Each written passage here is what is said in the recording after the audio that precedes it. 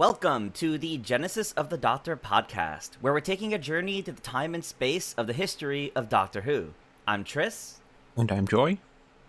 and for today's episode, we're focusing on the fourth and fifth serials of Season 5, The Enemy of the World and The Web of Fear.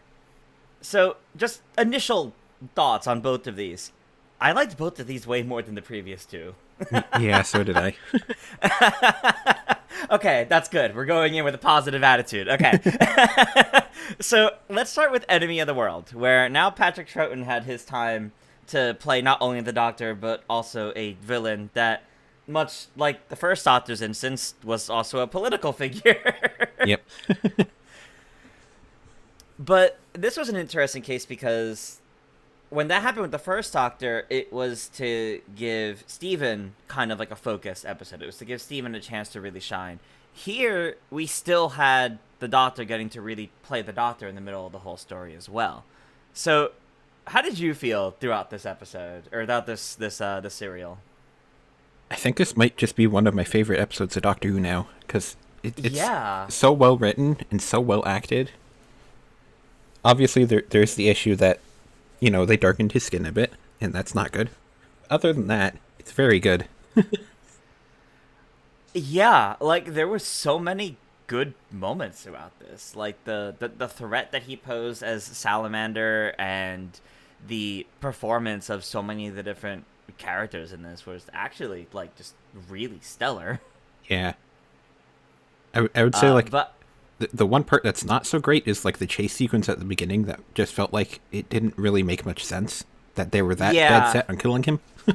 I Other than literally that, had that it was very in good. my notes here that it's weird how dead set these guys are on trying to kill Salamander at the beginning, but Yeah. that doesn't really come back up at all. Like, I guess they were with Giles Kent, but that still doesn't explain why they were so dead set on it, and that kind of danger never really comes up again. Yeah. And it's weird that they call Astrid and everything, and then they just refuse to listen to her. It's Yeah. why'd you even call her? and try to kill her for being a traitor or something like that. It's like, what was, like, how were these men wronged so much worse than Giles Kent that they're not gonna listen to any of them whatsoever? Yeah. I guess they just wanted a little action sequence, so don't think about it too much. But I will say, right before that, I loved the Doctor, like, clicking his heels and excitedly, like, running on the beach to go swim in the Yeah, water. that was That funny. was so funny. That was so entertaining. Oh man, there was so much joy in that Doctor, in that scene, and I love that. I love that. Yeah.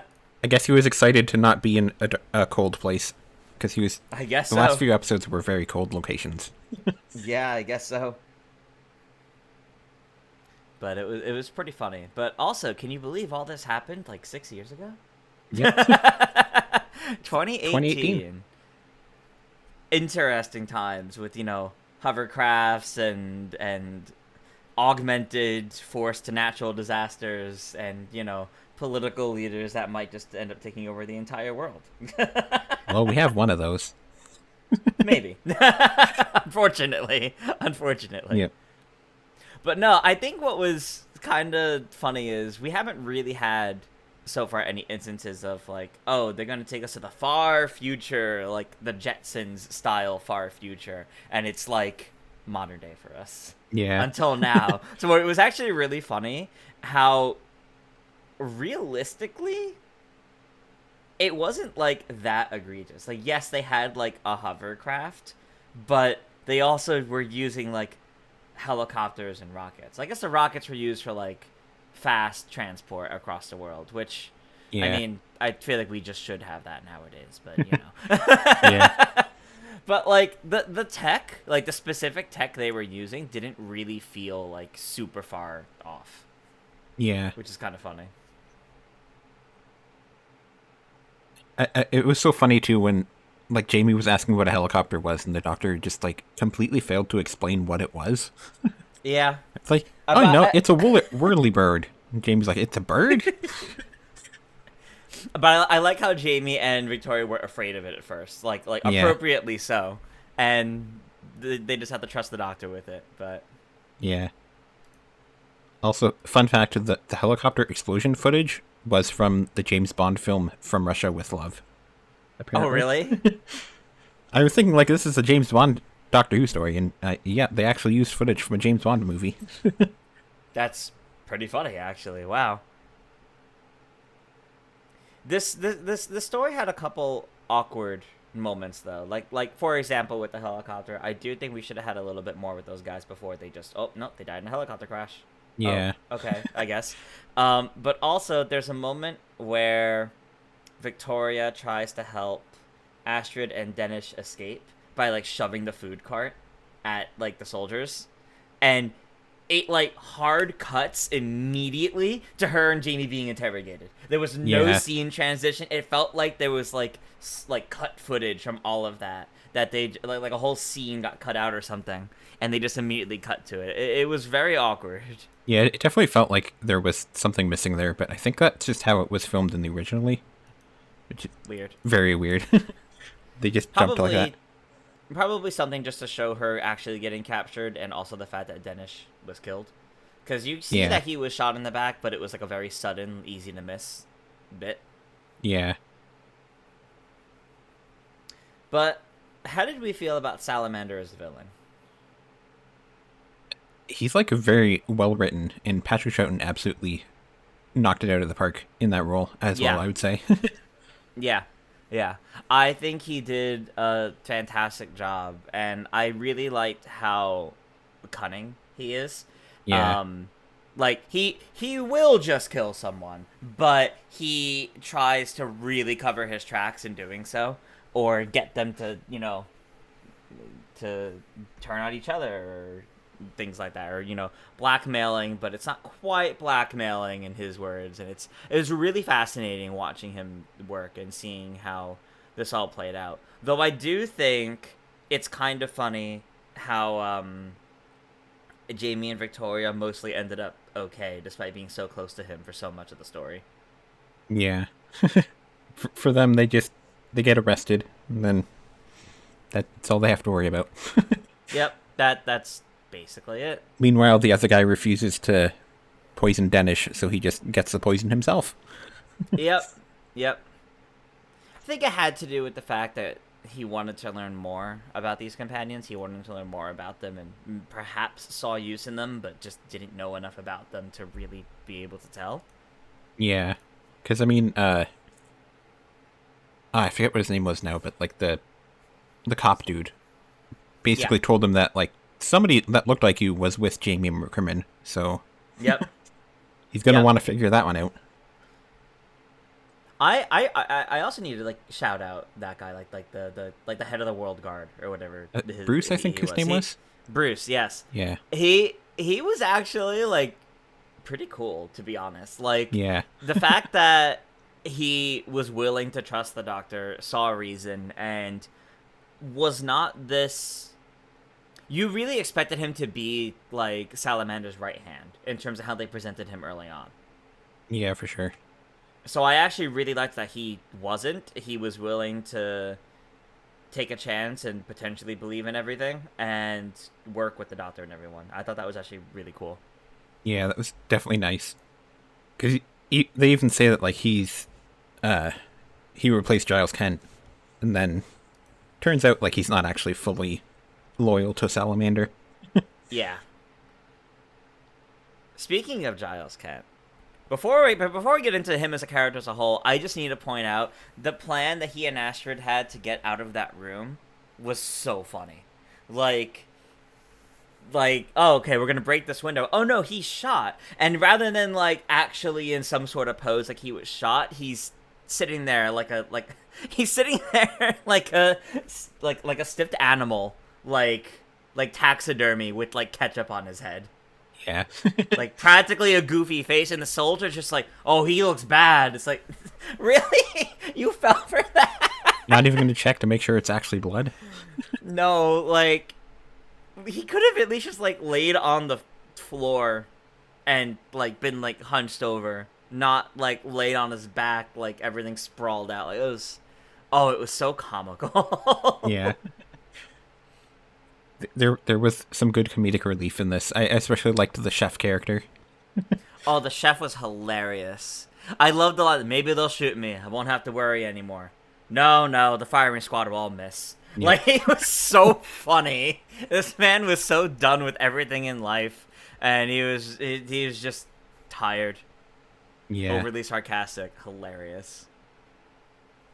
And then I wasn't expecting like the underground bunker to come out of nowhere there either. No, I really wasn't, and it came up so late into the story as well. I thought it was gonna play an even bigger role than it actually did, but it still felt weird with how late it came up in the story, and it ultimately was how they got their proof, how they took down Salamander, all of it from that, and Yeah. it was just kind of weird because I couldn't quite tell what it was at first. But then seeing, it was basically just a bunch of people that Salamander's keeping prisoner, I just never really understood why. Well, Because they were the ones he doing. tells them, They did like the earthquakes and stuff, and that's yeah, what it was for. and that's what he wanted. That's Yeah. really what it was. Because, like, obviously, he tells them, I want you to be the ones to repopulate the world once I have it. No, I think he just needed a crew of people to control the natural disasters. Yeah. But it's really crazy that he had that much power. Yeah. And he'd been doing it for years. Yep. And then I guess the reason why Giles Kent was saying, like, hey, we need to go investigate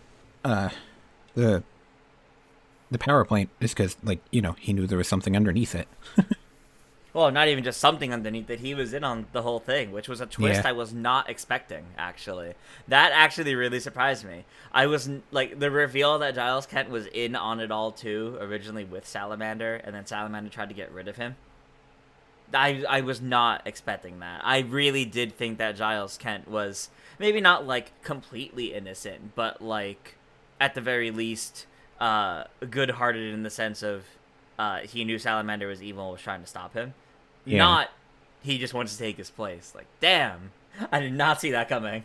I almost kind of wonder if maybe that came into the picture late in the writing, because it definitely didn't feel like it was established early that much.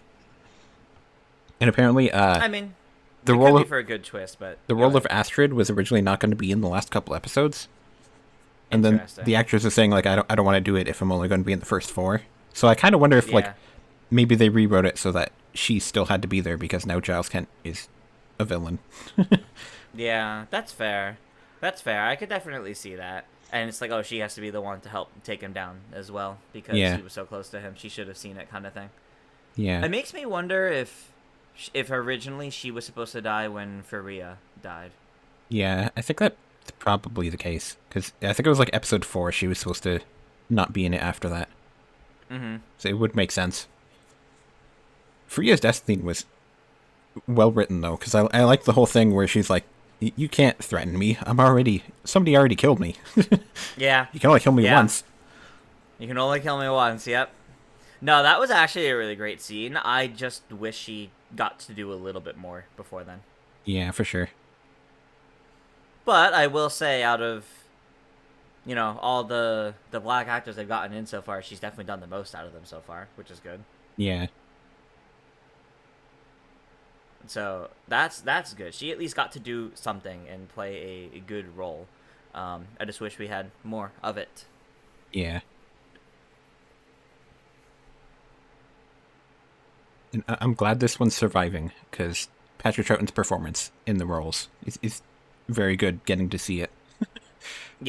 Yeah, the fact that we get to see both of them, it's completely surviving, there's no need for any recreations, is a blessing, to be honest, because I don't think this would have been as good if we didn't have it. Yeah, because like his facial performance is half of it. Yep, it really is. Seeing how he plays a salamander instead is a really huge part of it. And I love how Also, go ahead. like I love how the doctor is just like he's told that there's this evil guy that wants to be a dictator, but he needs to like actually see for himself and not just trust the word of the people that are telling him this. Mm-hmm. It's a very good doctor moment where he's like, I don't know if I can trust you. I need to know this for myself. Yeah. So No, I then, really liked that because I think it says a lot about who he is as the Doctor, and because he doesn't want to interfere unless there really is evil. yeah.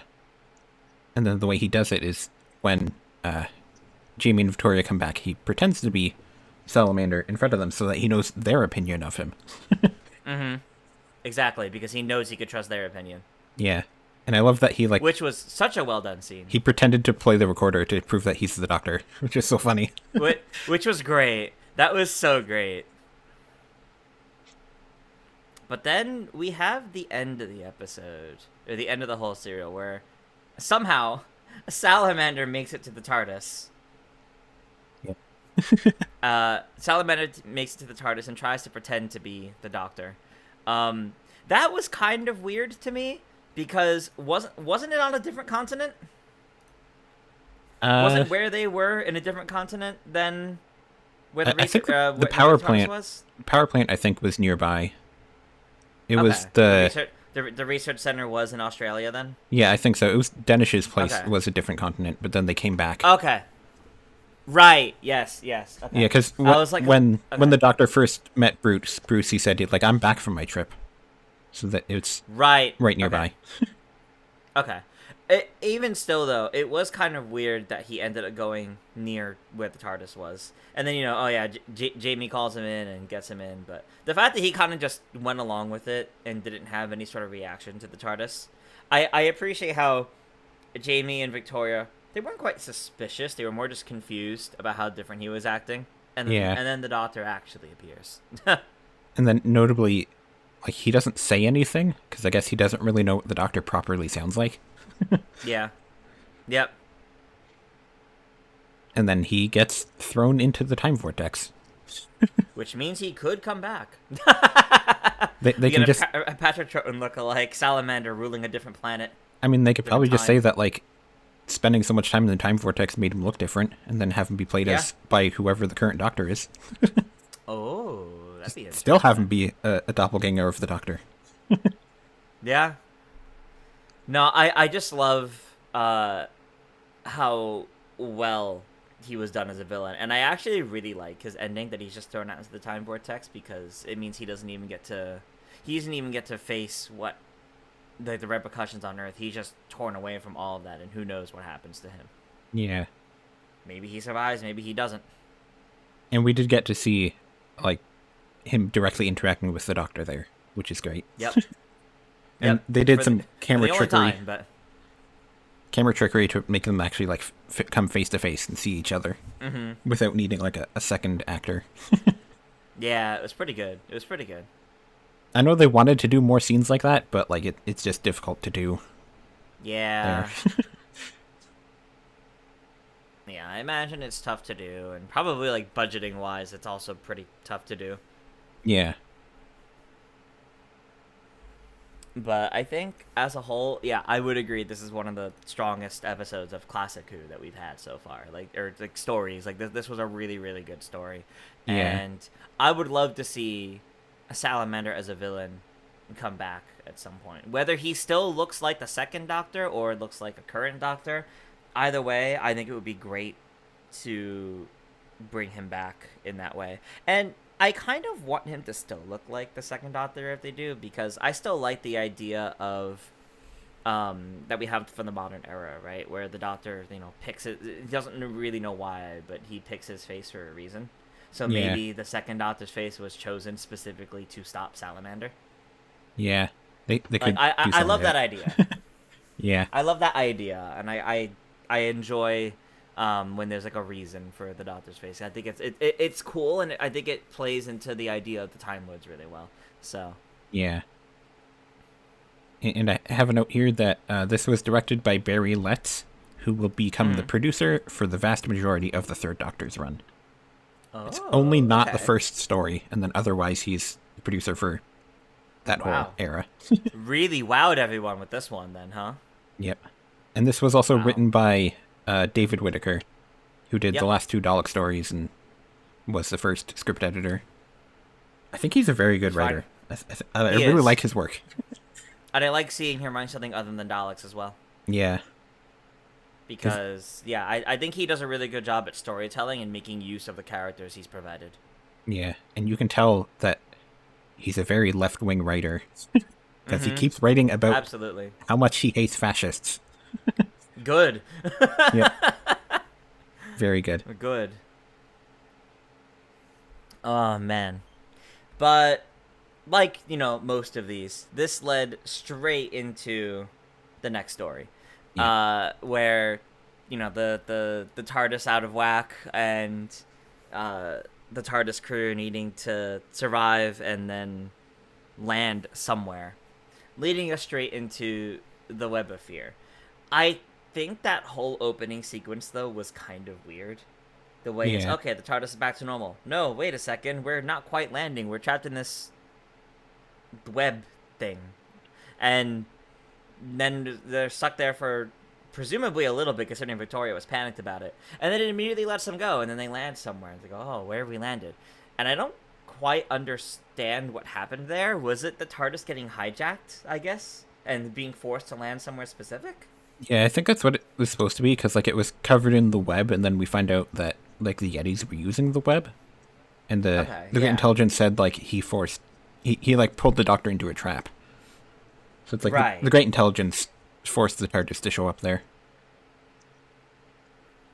I found it funny though, like the Doctor's confused about the TARDIS being able to materialize in space, and like that's a thing that happens all the time now. Yeah. I guess he just never thought about it happening before. He's like, oh, I mean, we have to land somewhere, don't we? No, no, you don't. Now they just do it all the time. So they can throw a Dalek into his sun or something. Exactly. Or, just get a nice view of the Earth. Yep. Any one of those. But I also really liked this story. I think I liked this one better than the first one with the Great Intelligence, like the better than the Abominable Snowman, because I actually really liked the use of the Yeti here. They felt a lot more actively threatening, I think, because of the way they basically had London under siege. I think what they were capable of felt a lot more dangerous than what we had up in Tibet. And I think the fact that we also had Travers back was so surprising to me. But I really liked his character in this, too. Like, the fact that just a few stories later, we have kind of a follow-up story with some of the same characters coming back, but, time travel, they're older. It really plays into a lot of those ideas in a fun way. Yeah, and it's not something that they've done before in Classic Who, I don't think. Mm-hmm. Not that I can think of. They really don't do it in Modern Who either. The closest is, like, with Steven and Dodo, where like they kind of just moved forward in time in one space. Yeah. But that was like hundreds of years later, I think. Yeah. I like the opening sequence too, though, because it's just like they're just eating sandwiches, and that makes you think that like, I guess the food machine time has passed. The food machine doesn't work anymore. I guess because they used to just have a food machine that gave you like a bar. That's true. I guess it's not working anymore. And then, like, Victoria's trying to show off her new outfit, and Jamie's just, like, not paying attention to her at all. Because he's trying to prove a point to the Doctor. Like, something was definitely happening. That light was definitely going off. But yeah, it's definitely fascinating to see Travers again, and they do their best to make him look a lot older, which is mostly just giving him a beard. Yeah, but I think they did a good job for the most part. Yeah, he definitely looks very different with the beard, so it works. But this also gave us the our first appearance of Lethbridge-Stewart, Sir Alistair. Currently a colonel, but he'll be a brigadier next time. Next time, okay, so he ranks up from this one specifically. Yeah, I think in the next one so well. In the next one, he has founded unit already. Next time we see him. Okay. So it's probably like at least a year later in terms of for the Doctor, or for him, I should say. Yeah. And we see him I think early next season. And then obviously the season after that, we get a lot of him. Yeah. No, I'm definitely excited about that because he was definitely one of the strongest characters here. But it was great. It was really interesting seeing how he held himself and handled all of this. But the Doctor didn't really trust him all that much because obviously anyone could be under the influence of the great intelligence. Anyone could be the one controlling the Yeti, and the way he kind of just randomly showed up. But it's really interesting seeing where this friendship between the two of them started because it wasn't really there at first. Yeah. You can definitely tell that like he's written very differently from all the other military characters because he actually like believes what the Doctor's saying, which they normally don't. Mm-hmm. So like he's told about the TARDIS and he's just like, okay, we're gonna help you find the TARDIS and you're gonna use it to help us escape if that is necessary. So you can definitely tell that he takes it in stride a lot better than like all the other military characters we've had so far. Yeah, definitely. And he's even questioned for that. And he's like, look, I'm not going to write out any options. We don't have many right now. Yeah. He just gets alien stuff and just rolls with it. And that's why he founded UNIT. I mean, because they're already dealing with Robot Yeti. So, I mean, Robot Yeti and moving fungus and whatnot. There's only so much more they can handle. So, yeah. And I liked that the Yetis had eyes this time, so they actually had faces. I really liked their designs. The redesign was definitely better. Yeah. And they have like a roar this time they use as well. It's not just the beeps, yeah. I did find it funny too how like Victoria recognizes Travers, but it takes him a while to recognize the other two. And it's just like, they look exactly like they used to. Yeah, but it's been 40 years for him. Yeah, I guess. It's been 40 years for him, and I think he only really spent maybe at most a week with them. So. Yeah.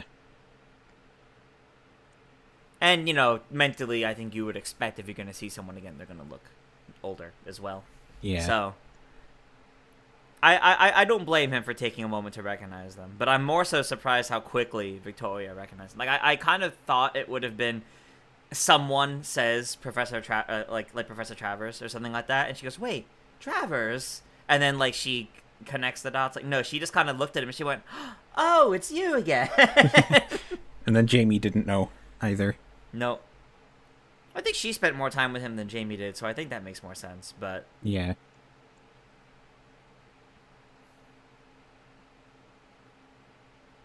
I will say though that the animation was definitely not good.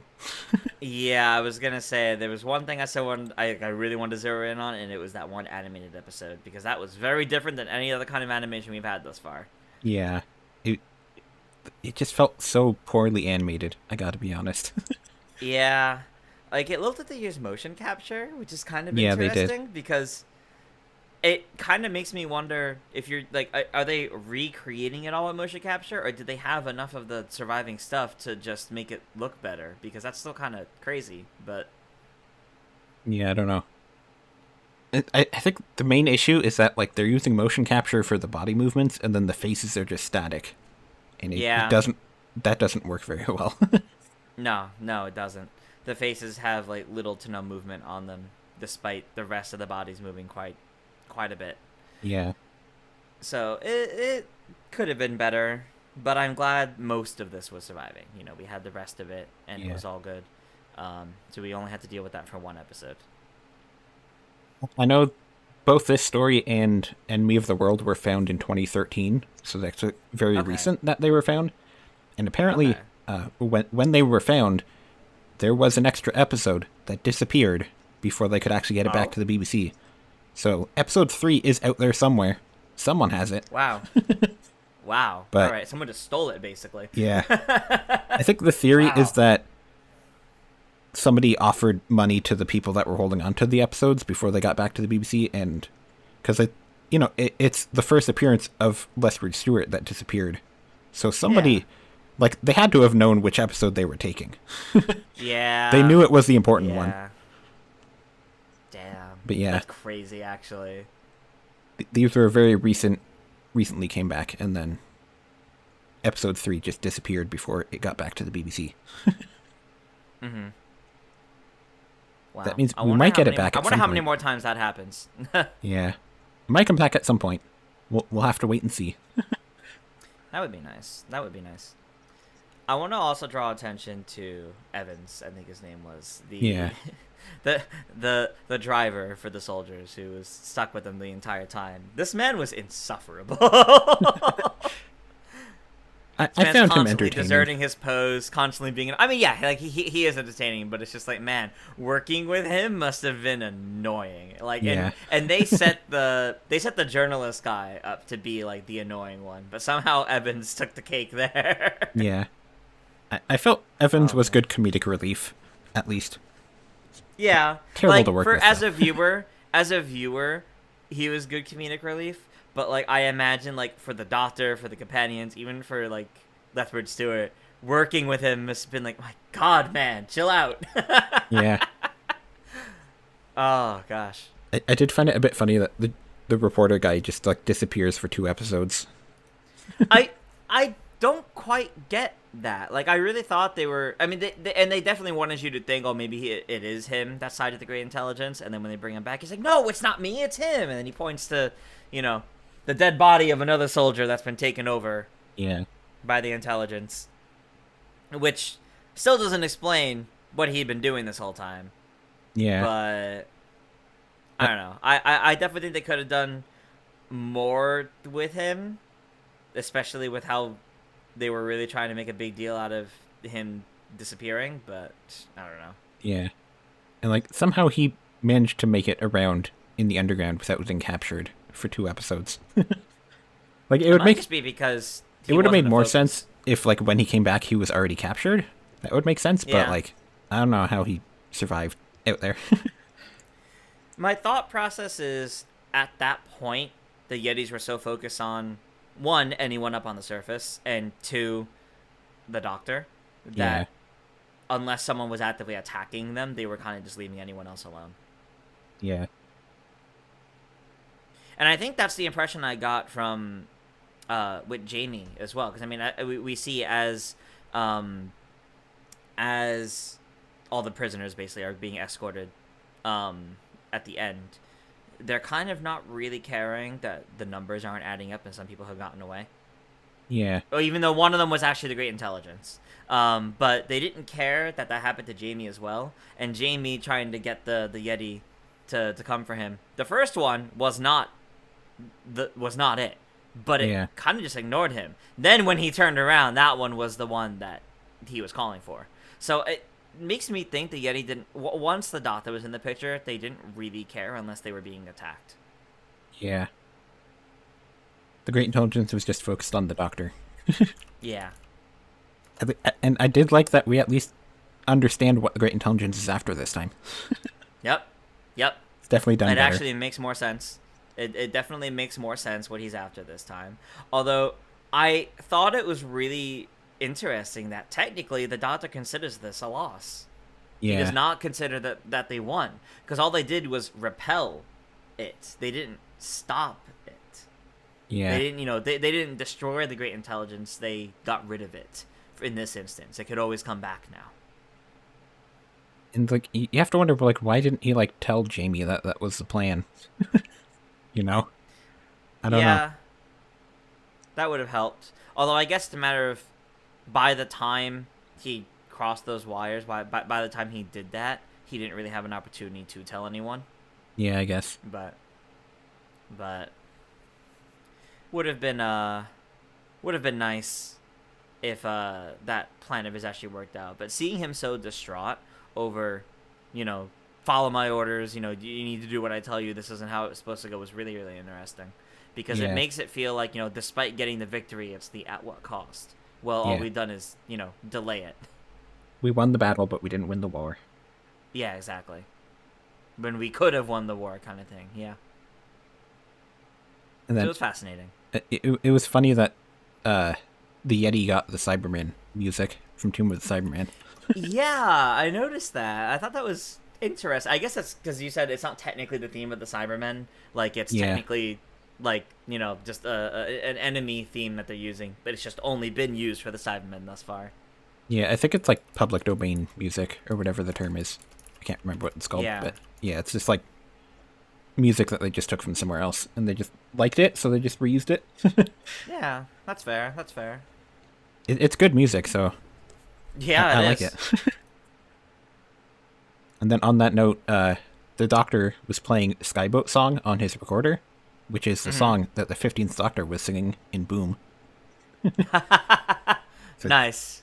that song stuck with him. He Good. uses it when he's in danger multiple times. Good.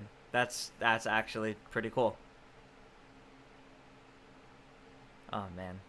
But Yep. no, this was another fantastic story. Like I Yeah. was really invested here. I really liked the threat of the Great Intelligence and the way it was threatening not just a mountain. And I liked Anne Travers as well.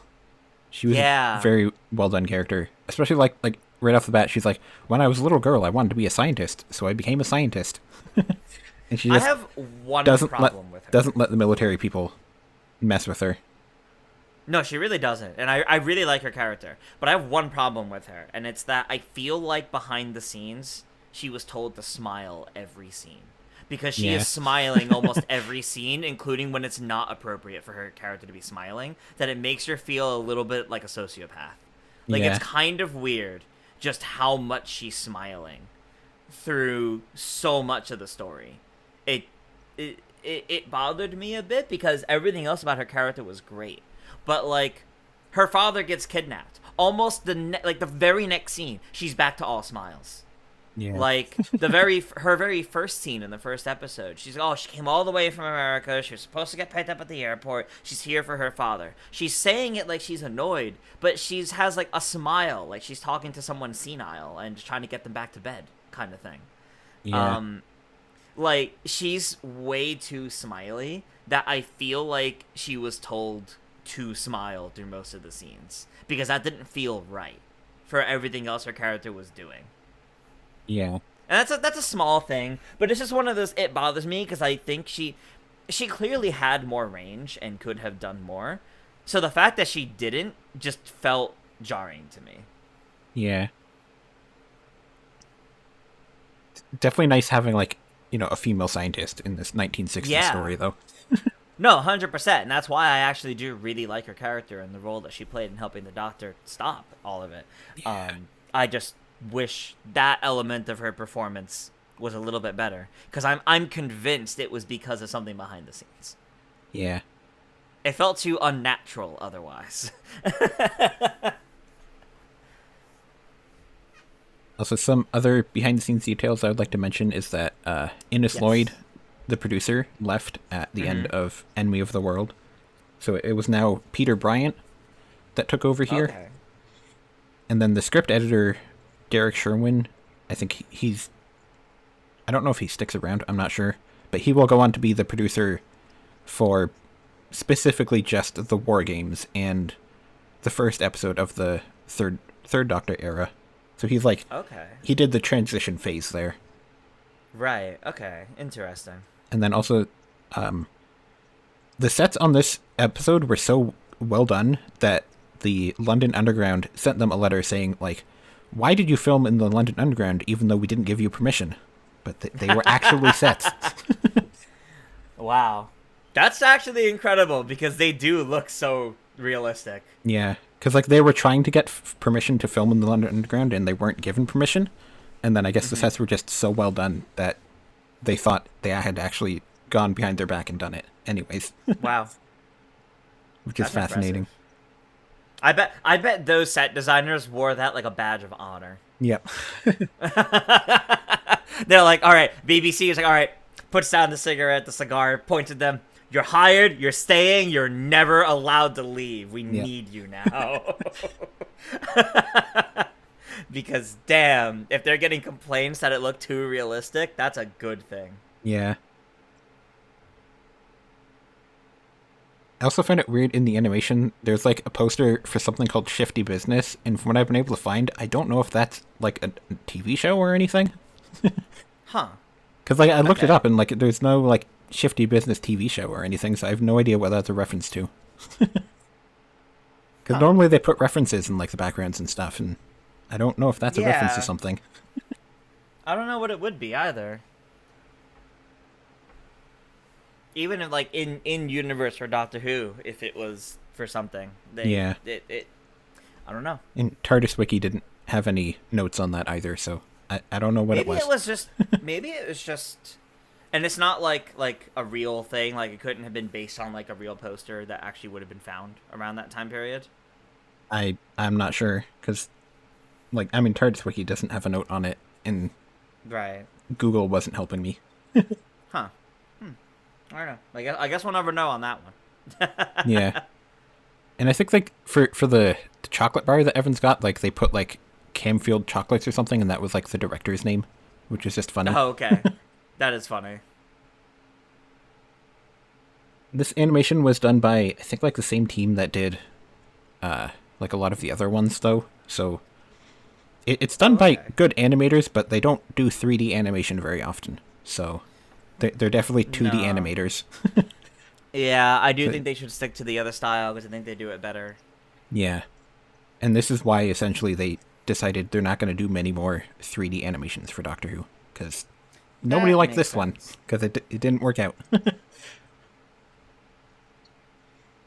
But then I guess they did do Celestial Toymaker in 3D, so maybe they'll still do some. That might just be a case of, better budget and trying new things. Yeah, and that's a different time now. It was like a different studio, so that studio was probably better with 3D animation. Mm-hmm. Probably, yeah. Oh, man. Between these two stories, which one did you like better? I would say probably Enemy of the World. One of them. Yeah, I think overall Enemy of the World I liked better as well, but I did really like this other one as well. Like, yeah. I really did enjoy watching Web of Fear more than The Abominable Snowman originally. Yeah, I think they were both very good stories, but Enemy of the World is like one of my top 10 Doctor Who stories, maybe. It's definitely a contender, because it's just very well done. It is very well done. Yeah. And then obviously we will see a lot more of Colonel Lethbridge-Stewart. He's gonna keep coming back. I can't wait. That's gonna be great. I'm actually just I'm really looking forward to the Doctor's reaction to running into him more and seeing the Doctor warm up to him and befriend him. Yeah. I think the next story he's in is called The Invasion, which I think is a Cyberman story from next season. Okay. Interesting. Okay.